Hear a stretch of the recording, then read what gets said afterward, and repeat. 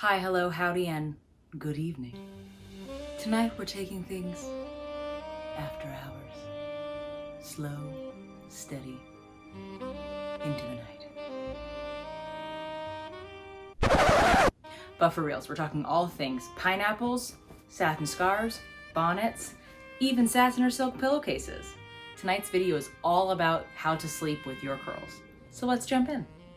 Welcome or welcome back to my channel.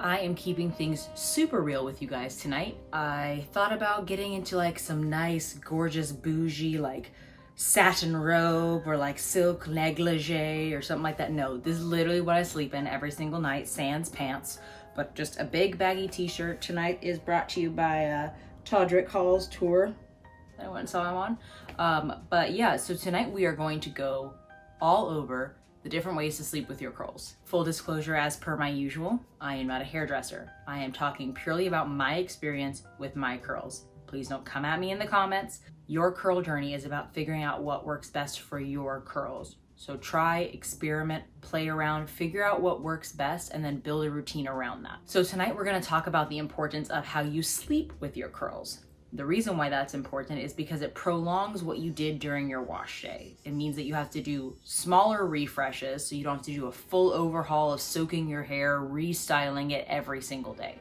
That gets tedious and it's a big pain in the butt. So today we're gonna talk about how you can protect your curls at night so that in the morning, all you have to do is a quick spritz and a quick fluff and you're out the door. Probably one of the more common ways you see people protecting their curls at night is through a pineapple.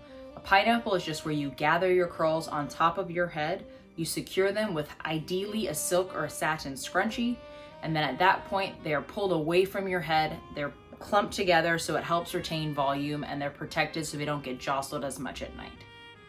The downside to this is that because you have pulled them on top of your head, it pulls at the hairs at the back of your head, which can actually elongate the curl, so you start to lose pattern in those curls first.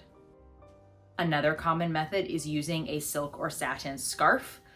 Similar to a pineapple style where your curls are on top of your head, this allows you to wrap the back of your head so that any movement that you have during the night doesn't cause frizz or friction to your curls. It still elongates them by pulling them on top of your head, but at least this way you're able to minimize other effects.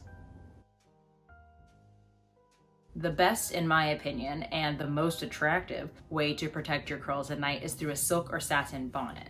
This allows you to protect your head against frizz or friction, as well as piling your curls on top of your head.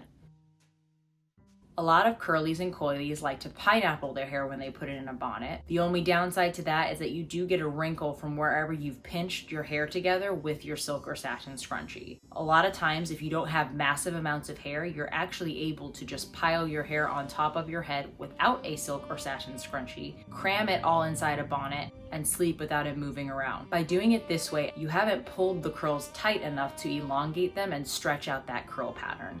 Whenever you remove the bonnet in the morning, you still have that volume. You haven't had frizz or friction throughout the night, and so your refresh is going to be much, much smaller. Another great way to sleep is using a satin or silk pillowcase. I love a good satin or silk pillowcase. Not only do you feel super luxurious when you're sleeping on it, the same benefits that you might get from a silk or satin bonnet, you're getting from a silk pillowcase. You're reducing the friction and frizz, which allows you to move freely throughout the night without having to worry about damaging your curls. But it also has added benefits for your skin. The pillowcase that I most regularly use is from the company Slip. It's fantastically luxurious and I love the feeling of silk on my skin. However, it was a gift because it was insanely expensive. So I've also linked below a satin one that I got off of Amazon that I absolutely love as well, and it feels relatively similar without the cost. Awesome. Now that you know the different ways that you can sleep and protect your curls at night, I'm going to walk you through what my nighttime routine is. Now, depending on how close or far away my wash day is will determine kind of how I sleep. The closer that I get to my wash day, the higher the likelihood is that my refresh isn't going to do nearly as much to my curls in the morning. At that point, I start to get a little lazy with how I prep my curls at night. Especially with us working from home during the pandemic, I usually just pile my hair on top of my head and go to sleep. However, when I do follow a relatively well-structured plan throughout the week, I have noticed that my curls last significantly longer, and that makes my mornings a lot easier. What I like to do about 3 times a week is I take this head massager, I put a few drops of my favorite oil on it. I usually use Righteous Roots oil. I then massage my head with this for about 3 to 5 minutes.